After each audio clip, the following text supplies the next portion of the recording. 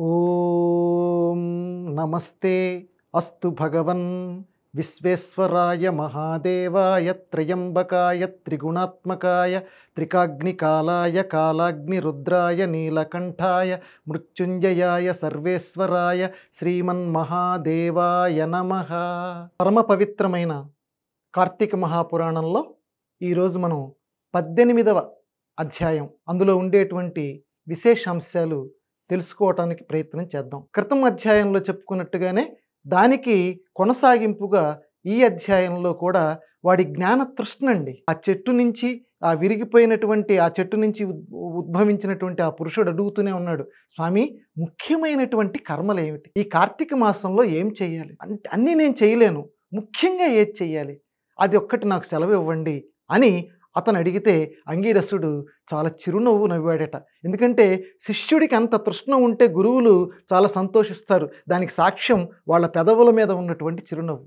నాయన ముఖ్యమైన కర్మ ఏదన్నావు కదా, చాతుర్మాస్యం అనేటువంటిది ఈ కార్తీక మాసంలో చాలా ముఖ్యమైనటువంటి కర్మ. అంటే స్వామివారు ఈ ఆషాఢం శుక్ల నాడు ఆయన నిద్ర లేస్తాడు. అలాగే కార్తీక మాసంలో ఈ శుక్లపక్షంలో మళ్ళీ నిద్ర నుంచి లేస్తాడు. కాబట్టి ఆయన లేచినటువంటి స్వామి మళ్ళీ నిద్రపోతాడు. ఈ రెండు విషయాలు మనం చాలా జాగ్రత్తగా ఇక్కడ గమనించాలి.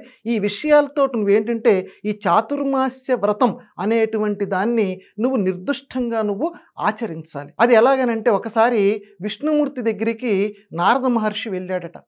వెళ్తే ఆయనకి అన్నీ తెలుసు. విష్ణుమూర్తికి కార్తీక దామోదరుడు కదా. నారద భూలోకంలో సంగతులు ఏమిటి, అందరూ బాగా ఉన్నారా అని అడిగేట.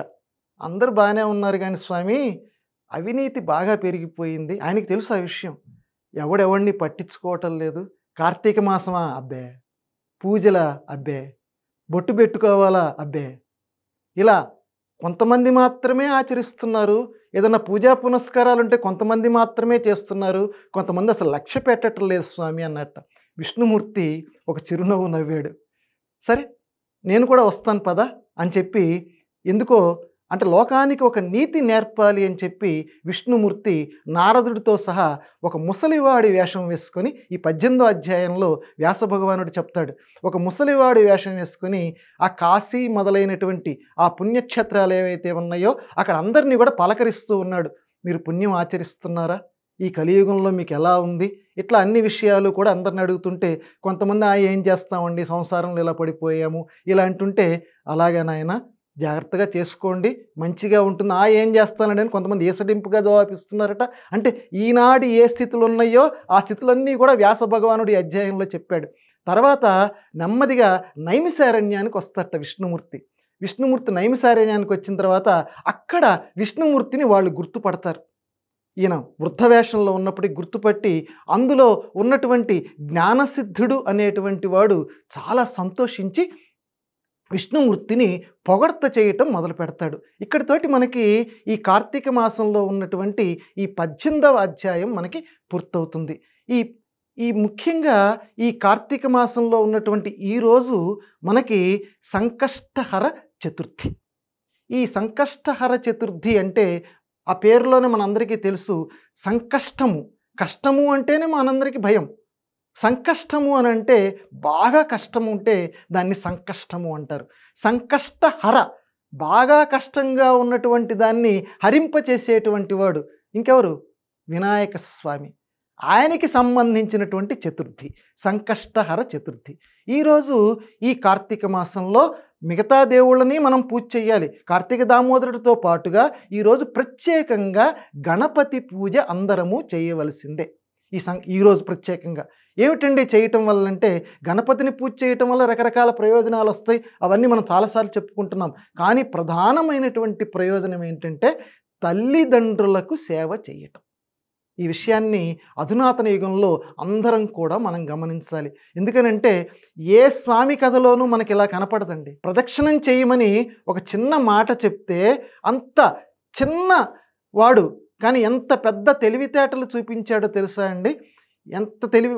ఒక్కసారి ప్రదక్షిణం చేయరా అంటే అన్ని లోకాలు నేను తిరగలేనని చెప్పి ఒక్కసారి తల్లిదండ్రులు ఎవరైతే ఉన్నారో ఆ తల్లిదండ్రుల చుట్టూత 3 సార్లు ప్రదక్షిణం చేసేట గణపతి. అంటే లోకానికి నేర్పదలుచుకున్నాడు. అది ఇక్కడ మనం గమనించాలి. తల్లిదండ్రులకి జీవితంలో ఎంతటి ప్రాముఖ్యతని మనం ఇవ్వాలి అనేటువంటి విషయాన్ని గణపతి తన యొక్క చర్య ద్వారా మనకి నేర్పాడు. అది ఈ అధునాతన సమాజంలో మనం గమనించాలి. అంటే అన్ని లోకాలు అన్నమాచార్యుల వారు అంటారు, నేను ఎన్నెన్నో తీర్థాలు తిరిగాను, నేను పవిత్రున్నయ్యాను అంటావు, నీ మనసు పవిత్రంగా ఉందా అంటాడు అన్నమాచార్యుల వారు. కాబట్టి వినాయకుడు కూడా అదే చెప్తున్నాడు. అనేక చోట్ల తిరిగాను, అనేక ఖర్చులు పెట్టాను, అక్కడ తిరిగాను, ఇక్కడ తిరిగాను అని కొంతమంది గొప్పగా చెప్పుకుంటారు. మనస్సు పరిశుద్ధంగా ఉందా? మనస్సు పరిశుద్ధంగా ఎప్పుడు ఉంటుందంటే తల్లిదండ్రుల సేవ చేసినటువంటి వాడికే మనస్సు పరిశుద్ధంగా ఉంటుంది. తల్లిదండ్రులకి దూరంగా పెట్టనటువంటి వాడికే మనస్సు పరిశుద్ధంగా ఉంటుంది.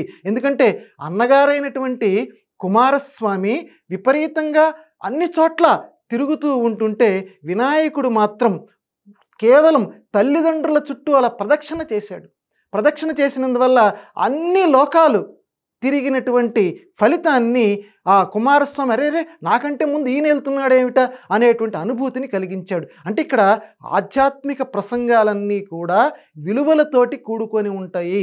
వాటి అంతర్గతంగా ప్రతీకాత్మకాలు, వీటిని అర్థవాదాలు అంటారు. ఆ విషయాన్ని మనం గమనించి తల్లిదండ్రుల సేవ చేస్తే కార్తీక మాసంలో దీపం వెలిగించాలి. దీపంతో పాటుగా మన కంటి దీపం అంటారంటే లోకంలో సూర్యభగవానుడు దీపం అంటారు చూడండి. అలాగే మన కన్నులు అద్భుతమైనటువంటి దీపాలు. ఈ కన్నులు మనకు ప్రసాదించింది తల్లిదండ్రులు. ఆ దీపాలని ప్రసాదించినటువంటి, అంటే లోకంలో వెలుగుతో పాటు జ్ఞానపు చక్షువుల్ని కూడా ఇచ్చిన తల్లిదండ్రుల యొక్క పూజ చేసుకోవాలనే విషయాన్ని ఈరోజు ప్రముఖమైనటువంటి సంకష్టహర చతుర్థి మనకి ప్రబోధిస్తుంది. కాబట్టి ఈ విషయాన్ని మనందరం కూడా గుర్తుపెట్టుకొని దామోదర పూజతో పాటుగా స్నానాదులు దీపాదులతో పాటుగా తల్లిదండ్రుల సేవ కూడా అత్యవసరంగా ఈరోజు మనం చేసుకొని తరిద్దాం. చంద్రాననార్థ దేహాయ చంద్రాంశు సితమూర్తయే చంద్రార్కానల నేత్రాయ చంద్రార్ధ శిరసే నమః.